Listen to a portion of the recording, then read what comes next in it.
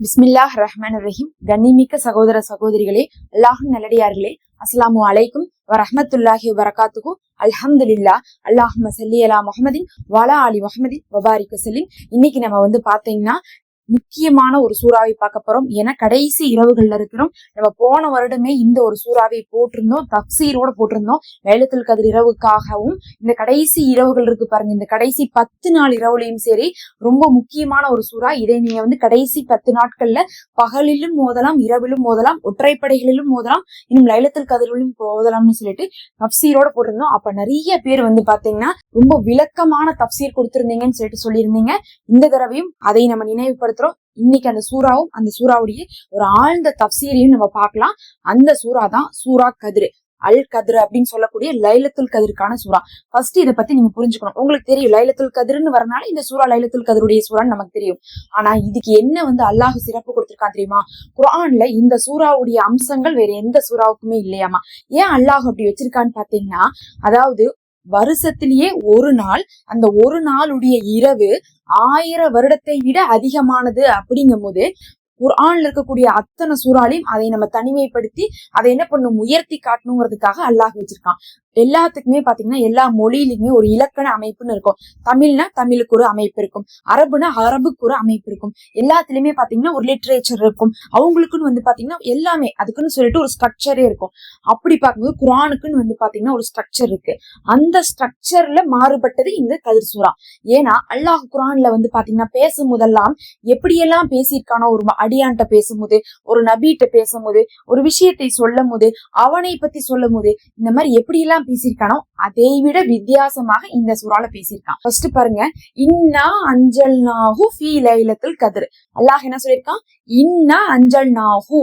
Who அப்படிங்கிறது இந்த இடத்துல என்னத்தை சொல்றாங்கன்னு பாத்தீங்கன்னா குர்ஆனை அல்லாஹ் சொல்றான். இதனுடைய அர்த்தம் என்னன்னா, நாம் இதனை மகிமை மிக்க லைலத்துல் கத்ர் இரவில் இறக்கினோம். அல்லாஹ் என்ன சொல்லிட்டான்? இன்னா அன்ஜல்நாஹுன்ட்டான். குர்ஆன் அந்த இடத்துல அல்லாஹ் சொல்லிருக்கலாம், பேரை சொல்லிருக்கலாம். குர்ஆன்ல பல இடத்துல குர்ஆனை பத்தி வருது. ஆனா அல்லாஹ் என்ன பண்ணல தெரியுங்களா? குர்ஆனை பத்தி சொல்லிட்டா நம்மளுடைய கவனம் குர்ஆனின் மீது போயிருங்கிறனால குர்ஆனை பத்தி அல்லாஹ் சொல்லல. இன்னா அன்ஜல்நாஹு ஃபீ லைலத்துல் கத்ர், அந்த கத்ரை நீங்க உணருங்கிறதுக்காக மகிமை மிக்க பாக்கியமிக்க இரவில் நாம் இதனை இறக்கினோம்னு அல்லாஹ் சொல்லிட்டான். வமா அதிராக்க மா லைலத்துல் கத்ர். அல்லாஹ் என்ன கேக்குறான்? வமா அதிராக்க, உங்களுக்கு அந்த மகிமை மிக்க இரவு எதுன்னு தெரியுமா அப்படின்னு நல்லா கேக்குறான். அல்லாஹ் பாருங்க, முதல் இடத்துலயே என்ன சொல்லிட்டான்? முதல் ஆயத்துல நாம இந்த மகிமை மிக்க இரவுலதான் அதனை இறக்கினோம்ட்டு அந்த மகிமை மிக்க இரவை குறிப்பிட்டான். குறிப்பிட்டதோட விட்டுறணும். ஆனா அல்லாஹ் என்ன பண்ணல, அதை விடல. ஏன் விடல தெரியுங்களா? அதை பத்தி உங்களுக்கு நான் தெளிவு சொல்ல போறேன்.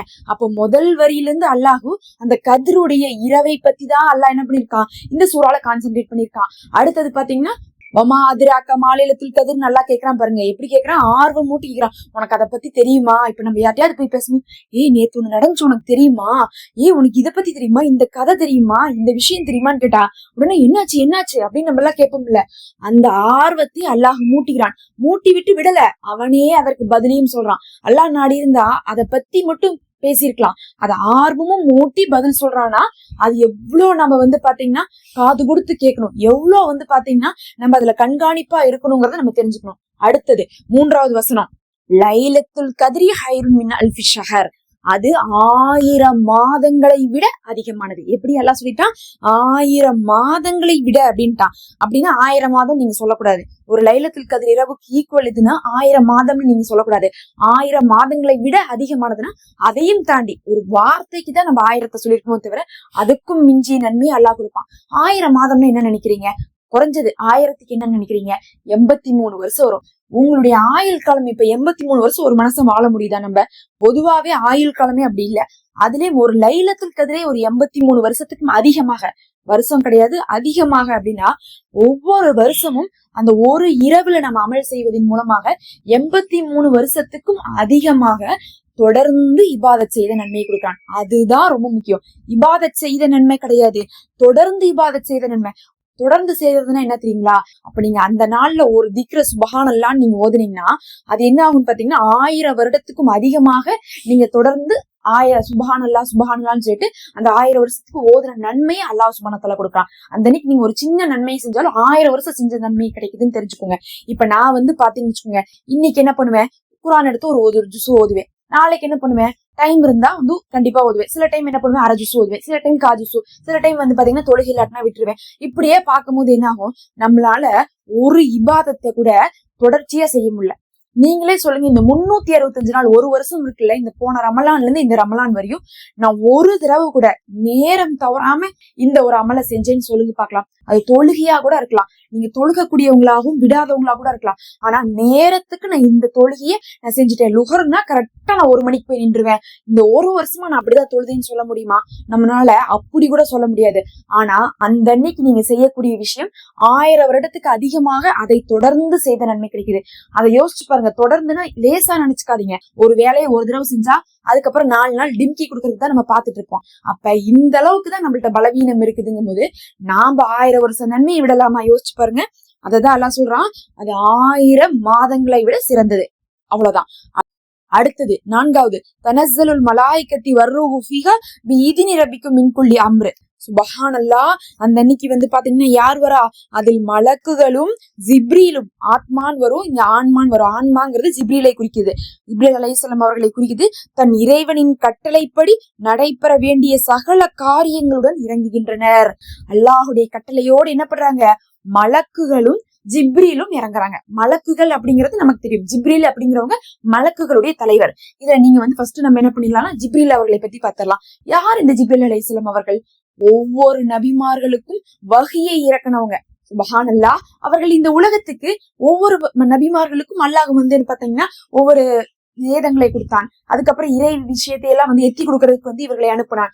அதே மாதிரி ஒவ்வொரு மலக்குகளுக்கு அல்லாஹ் வந்து வச்சிருக்கான்.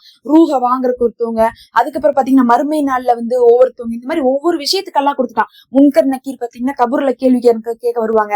அந்த மாதிரி பார்க்கும்போது ஜிப்ரீல் வந்து பாத்தீங்கன்னா வேதம் இறக்கக்கூடிய மலக்கு. எப்ப நபி அவர்கள் மௌத்தானாங்களோ அதுக்கப்புறம் ஜிப்ரீலுக்கு இந்த உலகத்துக்கு வரக்கூடிய வேலை இல்லை. ஏன்னா நபி அவர்கள் தான் கடைசி நபியாக இருந்தனால அதோட ஜிப்ரீலுடைய வேலை முடிந்து விட்டது. அப்ப கடைசி நபியுடைய ஜிப்ரீலுடைய வேலை முடிந்து விட்டது. வர்றதுக்கு வேலையே இல்லாத போதும் அல்லாஹ் வருடத்தில் ஒரு இரவு மட்டும் போங்கன்னு சொல்லிட்டு ஜிப்ரீலை அனுப்புறான். சுப்ஹானல்லாஹ். இந்த நாள் வந்து பாத்தீங்கன்னா அவர்கள் வகை கொண்டு வரல. இந்த நாள் என்ன பண்றாங்க தெரியுங்களா? அவங்க பூமிக்கு வந்து இங்க அமல் செய்யக்கூடியவர்கள் எல்லாம் பார்க்க வராங்க. சுப்ஹானல்லாஹ். எல்லா நபிமாருக்கும் வேதம் கொண்டு வந்த ஜிப்ரீல் அலைஹிஸ்ஸலாம் அவர்கள் வராங்க. வரும்போது யாரோட வராங்க? மலக்குகளோடு வராங்க. இவர்கள் மலக்குகளுடைய தலைவரா இருக்காங்க. மலக்குகள்னா எந்த அளவுக்கு தெரியுங்களா? ஆலிம்கள் தப்சீர் சொல்லும் போது சொல்றாங்க, ஒரு கை மண் எடுத்துக்கோங்க. அதாவது இப்ப நீங்க ஒரு பொதுவா வந்து பாத்தீங்கன்னா ரோட்ல மண் இருக்குல்ல, ஒரு கை மண் எடுத்தீங்கன்னா, இல்ல வந்து ஒரு பீச்ல இருக்கிற ஒரு மண் எடுத்தீங்கன்னா, ஒரு கைக்குள்ள எப்படி இருக்கும் அந்த மண்ணு? அதை வந்து எப்படி எண்ண முடியும் சொல்லுங்க? உங்க கைக்குள்ள எத்தனை மண் இருக்குன்னு எண்ண முடியுமா? மண்ணை யாராலையும் எண்ண முடியாது. கல்லு கூட எண்ணிடலாம். மைக்ரோஸ்கோப் வச்சு பாத்தீங்கன்னா கூட நீங்க மண்ணை பிரிக்கிறது ரொம்ப கஷ்டம். அப்ப மண்ணு அப்படிங்கிறது தனியா பார்க்கவே முடியாது, தனித்தனியா இருக்காது. நம்ம ரோடு ஃபுல்லா மண் இருந்தாலும் தனித்தனியா ஒரு மண்ணு 2 மண்ணுன்னா இருக்குது கிடையாது. அப்ப ஒரு கையில உங்களுக்கு எவ்வளவு மண் இருக்குமோ அந்த மாதிரி இந்த உலகம் முழுவதும் மலக்குகளால ஜாம் பேக் செய்யப்பட்டிருப்பாங்களாமா. ஜாம் பேக்னா என்னன்னா அடைச்சு வச்சிருப்பாங்களாமா. அதாவது வந்து இதுக்கு மேல இதுக்குள்ள பிடிக்காது, அவ்வளவுதான், எவ்வளவு முடியுமோ அவ்வளவு அடைச்சாச்சுன்னு சொல்லிட்டு அந்த அன்னைக்கு பாத்தீங்கன்னா உலகம் முழுவதும் இந்த பூமி இருக்கு பாருங்க, பூமி முழுவதும் அல்லாஹ் என்ன பண்ணுவானா மலக்குகளை கொண்டு நிரப்பிடுவானாமா. எங்க பார்த்தாலும் மலக்காமா முட்டி மோதிட்டு இருப்பாங்களாமா. அந்த அளவுக்கு மலக்குகள் இருப்பாங்களாமா. நம்ம கண்ணுக்கு தான் அவங்க தெரிய மாட்டாங்க. ஆனா அவர்கள் என்ன பண்ணுவாங்க? இந்த உலகத்துக்கு வந்திருப்பாங்க. எதுக்கு வந்திருக்காங்கன்னு பாத்தீங்கன்னா சில காரியங்களை செய்யறதுக்காக வந்திருக்காங்கன்னு சொல்லிட்டு அல்லாஹ் வந்து என்ன பண்றான்? இந்த ஆயத்திலேயே சொல்லியிருக்கான். அப்ப வந்து அல்லாஹ் சில கட்டளைகளை கொடுத்திருக்கான். என்ன கட்டளைகள்னு வந்து பாத்தீங்கன்னா, ஒரு சில இடத்துல வரும்போது நேரடியாக குர்ஆன்ல வராட்டாலும் ஹதீஸ்கள் மூலமா வரும்போது அந்த இன்னைக்கு இபாதத் செய்யக்கூடியவர்களுக்கு எல்லாம் என்ன பண்ணுவாங்களாமா? அவர்கள் ரஹ்மத்தையும் பரக்கத்தையும் கொடுத்துட்டு போவாங்களாமா. அவர்களுடைய கணக்குகளை எல்லாம் அல்லாஹ் இடத்துல சொல்லுவாங்களாமா. அவர்களுக்கு பாவ மன்னிப்பை கொடுப்பாங்களாமா. அவர்களை கட்டி தழுவி முசாஃபா செய்வாங்களாமா. சுப்ஹானல்லாஹ். அந்த இரவுல நம்ம தூங்கலாமா சொல்லுங்க? அந்த இரவு எந்த இரவு? அந்த இரவு வந்து இறுதி பத்துல இருக்கக்கூடிய ஒரு இரவு. இன்னும் அந்த இரவு ஒற்றைப்படைகள்ல இருக்கக்கூடிய ஒரு இரவு. அப்படி இருக்கும் போது அது எதுனே தெரியாத போது நான் 27 மட்டும்தான் அமல் செய்வேன், 27 தான் லைலத்துல் கத்ர் நீங்க சொல்லவே முடியாது. எந்த அறிவிப்புலயுமே 27 லைலத்துல் கத்ர்னு சொல்லிட்டு நேரடியாக ஆதாரம் வரல. இன்னும் நான் உங்களுக்கு ஒண்ணு சொல்றேன். நம்ம ஏற்கனவே சவுதியுடைய பிறையை ஃபாலோ பண்றவங்க இருக்காங்க, அந்தந்த சொந்த நாட்டுடைய பிறையை ஃபாலோ பண்றவங்க இருக்காங்க. பொதுவா சவுதி பிறைனா ஒரு நாள் முன்னாடியே வந்துடும். இப்ப நம்ம இங்க இருக்கிற பிறையை ஃபாலோ பண்றோம்னா இங்க வந்துடும். இப்ப நான் ஒண்ணு கேக்குறேன், இப்ப நம்ம ஒற்றைப்படை தான் நம்ம மெயின்டைன் பண்றோன்னே நம்ம வச்சுக்கலாம். இப்ப நான் வந்து இன்னைக்கு வந்து 23 இரவு 25 இரவுன்னு நான் நினைச்சிட்டு இருக்கேன். ஒருவேளை சவுதி பிறையை ஃபாலோ பண்றதா கரெக்டா இருந்துச்சுன்னா என்ன ஆயிரும் பாத்தீங்கன்னா, ஒற்றைப்படை இரவுங்கிறது ஒரு நாளைக்கு முன்னாடியே போயிடும். ஏன்னா அவங்களுக்கும் நமக்கு ஒரு நாள் வித்தியாசம் வரும்போது அந்த ஒரு கன்ஃபியூஷன் வந்துடும். எது எப்படியோ நம்ம ஒற்றைப்படையை மட்டும் லைலத்துல் கதிரை மட்டும் நம்ம என்ன பண்ணக்கூடாது, விட்டுறக்கூடாது அப்படிங்கக்கூடிய எண்ணத்தோடு நம்ம என்ன பண்ணணும்னா ஒற்றைப்படையை மட்டும் செய்யாம எல்லாமே செய்யணும். அதனாலதான் இரவு 10 செய்வாங்க. சரி, அடுத்தது பாத்தீங்கன்னா இன்னும் ரொம்ப முக்கியமா அந்த அன்னைக்குதான் நமக்கு விதி தீர்மானிக்கப்படுதுன்னு சொல்றாங்க. நம்ம பாத்தீங்கன்னா பராத்துடைய இரவுல விதி தீர்மானிக்கப்படும்ல சொல்லுவாங்கல்ல, அது பலவீனமான அறிவிப்பு. அதே மாதிரி பாத்தீங்கன்னா இந்த வருஷத்துல எங்கேயுமே விதி தீர்மானிக்கப்படுதுன்னு சொல்லிட்டு லைலத்துல் கதிரை தவிர சஹீஹான அறிவிப்புல எங்கேயுமே வரல. அப்ப சஹீஹான அறிவிப்புல என்ன சொல்றாங்கன்னா, ஒரு வருஷத்துக்கான உணவு, ஒரு வருஷத்துக்கான ஆரோக்கியம் எல்லாமே உங்களுக்கு அடுத்த ஒரு வருஷத்துக்கு என்ன நடக்கணும், அந்த மூமெண்ட்ல இருந்து அடுத்த வருஷம் வரை லைலத்துல் கத்ர் வரை உங்களுக்கானதை அல்லாஹ் அந்த அன்னைக்கு தான் தீர்மானிக்கலாம். விதி தீர்மானிக்கக்கூடிய இரவு, பாவ மன்னிப்பு கிடைக்கக்கூடிய இரவாக அது இருக்கிறதுனால ரெண்டுமே இருக்குது அந்த இரவுல. அதனால நபி அவர்கள் அவ்வளவு துவா செய்வாங்கம்மா, அவ்வளவு பாத்தீங்கன்னா பாவ மன்னிப்பு கேட்பாங்களாமா. அல்லாஹ்விடத்துல இந்த நாள்ல நான் ரொம்ப என்ன பண்றேன், கருணையை பெறணும்னு ஆசைப்படுறேன். நபி அவர்கள் என்ன பண்ணிருக்காங்க இந்த மாதிரி நாட்கள்ல, அரஃபா நாள், ஆசுரா நாள், இன்னும் பாத்தீங்கன்னா லைலத்துல் கத்ர் இரவு, இதுல எல்லாம் அப்படி இருந்திருக்காங்க. அவ்வளவு உருகி உருகி துவா செஞ்சிருக்காங்க. அதனால கொஞ்சம் கூட சலிக்காம இபாதத் செய்யுங்க. கடைசியா சலாமுன் ஹிய ஹத்தா மத்லஹில் ஃபஜ்ர், ஃபஜ்ருடைய நேரம் வரையும். எப்படி? ஃபஜ்ருடைய நேரம் வரை அவர்கள் இருப்பார்கள். எவர்கள் இருப்பார்கள்? மலக்கும் ஜிப்ரீலும் இருப்பாங்க. அப்ப எப்ப வராங்க அவங்க? ஃபஜ்ருடைய நேரம் வரை இருக்காங்க. சரி, எப்ப வராங்க அவங்க? இரவுல வராங்க. இரவுனா எப்ப? மஹ்ரீபுடைய பாங்கு சொன்னாவே இரவு. புரிஞ்சுக்கோங்க. நோன்பு திறக்கிறீங்கல்ல, நோன்பு திறந்த உடனே உங்களுக்கு இரவு ஆரம்பிக்குது. அப்ப ஒவ்வொரு நாளும் இந்த இறுதி 10 ஒவ்வொரு நாளும் மஹ்ரீபுடைய பாங்கு சொல்லும் போது நீங்க நோன்பு திறந்த அந்த மூமெண்ட் இருக்கு பாருங்க, நீங்க பேரிச்சம்பழம் சாப்பிடக்கூடிய அந்த மூமெண்ட்லயே உங்களுக்கு லைலத்துல் கத்ர் இரவு ஆரம்பிக்குது. எது வரையும்? ஃபஜ்ருடைய பாங்கு சொல்ற வரையும். அப்ப மஹ்ரீப்ல இருந்து ஃபஜ்ர் வரையும் அமல் செய்யுங்க. நிறைய பேரு இரவுனா நைட் 10 மணி 12 மணிக்கு ஆரம்பிக்கிறீங்க. அப்படி செய்யாதீங்க. இரவுங்கிறது நமக்கு 12 மணி நேரம் இருக்குது. சாயங்காலம் 6:30 மணில இருந்து காலையில ஒரு 5-5:30 மணி வரை இருக்குன்னா ஒரு 10 இருந்து 11 மணி நேரமாவது இருக்கு கடைசிக்கு. அந்த 10 மணி நேரமுமே இபாதத் செய்யணும். அடுத்த நாள் ஃபஜ்ர் வரையுமே நீங்க அமல்களால நிரப்புங்க. கண்டிப்பா அல்லாஹ் ஒவ்வொரு நாளும் நீங்க செய்வதை பார்த்து கொண்டிருக்கிறான். எல்லாத்துக்கும் மேல ஒருவேளை ஒரு தானே லைலத்துல் கத்ர் இரவு, நான் ஏன் 10 நாளும் செய்யணும் அப்படின்னு நீங்க கேட்டா, ரமலான் மாசத்துல செய்யக்கூடிய இரவுகள்ல ரொம்ப சிறந்தது இந்த கடைசி 10. இந்த முதல் 20 நீங்க நோன்பு மட்டும் வச்சிருப்பீங்க, பெருசா நல்லாமல் செஞ்சிருக்க மாட்டீங்க. ஆனா இந்த கடைசி 10 நீங்க செய்யறதை கொண்டு அல்லாஹ் என்ன பண்ணிடுவான் தெரியுங்களா? அதை கொண்டு என்ன பண்ணிடுவான்னா அந்த முதல் செஞ்ச குறைகளை போக்கிடுவான். அதை கொண்டு உங்களுடைய பாவங்கள் மன்னிச்சிருவான், நல்ல விதி எழுதிடுவான். நபி அவர்கள் கடைசி 10 நாளுமே இபாதத் செஞ்சிருக்காங்க. அதிகமாக ஒரு வருஷத்துலயே அதிகமா இபாதத் செய்த நாளாக கடைசி 10 நாள் இருக்கணுமாமா. ஒரு நாள் கிடையாது, கடைசி 10 நாள். இன்னும் ஒன்னே ஒரு விஷயம் மட்டும் உங்களுக்கு சொல்லிடுறேன். இப்ப நான் உங்கள்கிட்ட யாரையாவது பத்தி பேசுறேன்னு வச்சுக்கலாம். இப்ப யார பத்தி பேசுறேன்? முகமதை பத்தி பேசுறேன்னு வச்சுக்கலாம். யாரோ ஒரு முகமது, ஓகேவா? முகமது எப்படிப்பட்டவன் தெரியுமா அப்படின்னு சொல்லிட்டு அவனை பத்தி பேசுறேன். அவனை பத்தி ஒரு 4-5 நல்ல விஷயம் சொல்றேன். சொல்லும் போது என்ன சொல்லுவேன்னு சொல்லுங்க? முகமது எப்படிப்பட்டவன் தெரியுமா? அவன் ஒரு தொழுகையாளி. அவன் இந்த இடத்துல கண்டுபிடிச்சுக்கோங்க, அவன். அப்ப என்ன பண்றோம்? முதல்ல முகமதுன்னு சொல்லிட்டேன். அடுத்தது நான் யார பத்தி பேசணும்னா அவனை நம்ம என்ன சொல்றோம்? அவன்னு தான் சொல்லுவோம். அவன் எப்படி தெரியுமா குர்ஆன் ஓதுவான், அழகா ஓதுவான் அப்படின்னு நான் சொல்றேன். ஆனா நான் என்ன சொல்லலைன்னா, முகமது எப்படிப்பட்டவன் தெரியுமா? முகமது ஒரு தொழுகையாளி. முகமது ஒரு குர்ஆனை அழகா ஓதக்கூடியவன். முகமது பாத்தீங்கன்னா நல்லா நோன்பு வைப்பான். ஒவ்வொரு தடவையும் நான் பேசும்போது முகமதுன்னு சொல்ல மாட்டேன். ஏன் சொல்ல மாட்டேன்னா, உங்களுக்கு தெரியும் நான் முதல்ல முகமதுன்னு பேரை யூஸ் பண்ணிட்டேன். அதுக்கப்புறம் என்ன பண்ண மாட்டேன்? பேரை யூஸ் பண்ண மாட்டேன். ஏன்னா அவங்கள பத்தி தான் நம்ம பேசிட்டு இருக்கோம்னு தெரியும். இந்த இலக்கணத்தை இந்த சூறால அல்லாஹ் எங்க யூஸ் பண்ணிருக்கான்னு பாருங்க. இன்னா அன்ஸல்னாஹு ஃபீ லைலத்துல் கத்ர். அல்லாஹ் என்ன சொல்லிட்டான்? லைலத்துல் கத்ர் அப்படிங்கக்கூடிய இடத்துல யூஸ் பண்ணிட்டான், பேரை யூஸ் பண்ணிட்டான். அப்ப அடுத்தது என்ன சொல்லணும்? லைலத்துல் கத்ரை பத்தி சொல்லும் போது என்ன சொல்லணும்? இந்த இரவைன்னு தானே சொல்லணும். அதாவது ஒரு இரவை பத்தி சொல்லிட்டான், லைலத்துல் கத்ர் அப்படின்னு சொன்னோமே லைலத்துல் கத்ரை பத்தி தான் பேச போறான்னு தெரிஞ்சிச்சு. அடுத்தது என்ன சொல்லணும்? அந்த இரவுல உங்களுக்கு இவ்வளவு நன்மை இருக்கு, அந்த இரவுல உங்களுக்கு மலக்குமார்கள் வருவாங்க, அந்த இரவு பாத்தீங்கன்னா 1000 வருடத்தை விட சிறந்தது, அப்படிதான் நல்லா சொல்லிருக்கணும். ஆனா அல்லாஹ் அப்படி சொல்லல. 2வது வரிசையிலயும் என்ன வருது? மா லைலத்துல் கத்ர் அப்படின்னு சொல்லிட்டு அல்லாஹ் மறுபடியும் சொல்றான். 3வது வரியில என்ன வருதுன்னு பாருங்க, லைலத்துல் கத்ரி அப்படின்னு சொல்லிட்டு மறுபடியும் அல்லாஹ் 3 தடவை பேர் சொல்லிருக்கான். இந்த மாதிரி குர்ஆன்ல எந்த இடத்துலயுமே சொல்ல.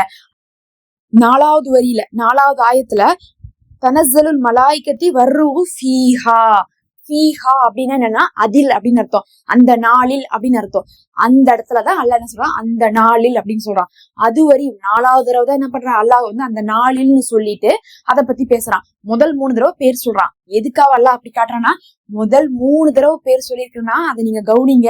அது எவ்வளவு முக்கியமா இருந்தா நான் 3 தடவை அதனுடைய பேர் சொல்லியிருப்பேன். 4வது பாருங்க, நான் பேரே சொல்லாம அதில், அந்த இரவில் அப்படின்னு சொன்னாவே உங்களுக்கு புரியுது இல்ல. ஆனா நான் ஏன் முதல் 3 தடவை அப்படி சொல்லலேன்னு பாருங்கன்னு சொல்லிட்டு அல்லாஹ் நம்மளை புரிஞ்சுக்கணுங்கிறதுக்காக அந்த 4வது வரியில ஃபீஹா அப்படிங்கக்கூடிய வார்த்தையின் மூலமாக அந்த இரவை மறைமுகமாக குறிக்கிறான். அப்படின்னா பாத்துக்கோங்க, அல்லாஹ் இதுக்குன்னு ஒரு இலக்கண அமைப்பே மாத்திட்டான். குர்ஆன்ல ஏதாவது ஒரு சூறாவை எடுத்து அந்த விஷயத்தை மட்டும் பேசியிருக்காங்க அப்படின்னு காட்டுங்க பாக்கலாம். இந்த ஒரு சூறாவை தவிர வேற எதுக்குமே பொருந்தாது. நீங்க எடுத்து பாத்தீங்கன்னா உங்களுக்கே தெரியும், ஜும்மா சூறான்னு இருக்கு. ஜும்மாவை பத்தி சொல்லப்பட்டிருக்கு. ஆனா அதுல ஜும்மா பத்தி மட்டும்தான் சொல்லப்பட்டிருக்கான கிடையாது. அதுல மத்த விஷயங்களும் வந்திருக்கு. அதே மாதிரி பாத்தீங்கன்னா உங்களுக்கு குர்பானி கொடுக்கறத பத்தி சொல்லப்பட்டிருக்கு. ஹஜ்ஜுன்னு ஒரு சூறாவே இருக்கு. ஹஜ் பத்தி மட்டும் தான் சொல்லப்பட்டிருக்கான்னு கேட்டா கிடையாது. அப்ப எல்லா சூறாவுமே பேரோட வந்தாலும் கொஞ்ச இடத்துல அதை பத்தி சொல்லப்பட்டிருக்கும். அப்புறம் அப்படியே என்ன பண்ணிடுவாங்க, அடுத்தது போயிருவாங்க. ஆனா லைலத்துல் கத்ர் வந்த இடத்துல மட்டும் எதுக்காவது அல்லாஹ் போனானா, வேற எங்கேயாவது ஏதாவது பேசினானா, அந்த அன்னைக்கு அந்த இரவுல என்ன ஆகும் அப்படிங்கறத பத்தி மட்டும் அல்லாஹ் பேசியிருக்கான். அல்லாஹ் நினைச்சானா இந்த சூறாவை எவ்வளவு பெருசாக்கி இருக்க முடியும், எவ்வளவு பெருசு வேணா ஆக்கி இருக்க முடியும். ஆனா என்ன பண்ணல, இல்ல இத தனியாக்குங்க, இது தனியாக்கி அந்த மக்களுக்கு புரிய வைங்கன்னு சொல்லிட்டு அல்லாஹ் கொடுத்திருக்கான். இந்த பொக்கிஷத்தை கூட நம்ம புரிஞ்சுக்காம நம்ம இருக்கக்கூடாது. இந்த சூறாவை நியத் வைத்து இந்த நாட்கள்ல ஏராளமாக ஓதுங்க. எந்த தேவைக்கு வேணா ஓதுங்க. இந்த நாளுடைய இரவுகள்லயும் பகல்லையும் இந்த சூறாவை ஓத உங்களுக்கு தேவைகளும் நிறைவேறும். இந்த நாளுடைய அந்த இரவுடைய பாக்கியத்தையும் பெற்றுக்கொள்வீங்க. கொஞ்சம் அர்த்தம் உணர்ந்து ஓதுங்க. அதுக்குதான் இவ்வளவு தூரம் பாத்தீங்கன்னா நோன்பு வச்சுட்டு இந்த தஃப்சீரை உங்களுக்கு சொல்லியிருக்கேன். அல்லாஹ் போதுமானவன். மறக்காம சப்ஸ்கிரைப் பண்ணிக்கோங்க. நம்ம சேனல்ல மெம்பர்ஷிப் இருக்கு, அதை ஒரு ஹதியாவா ஜாயின் பண்ணிக்கோங்க இந்த ரமலான் மாசத்துல. அஸ்ஸலாமு அலைக்கும்.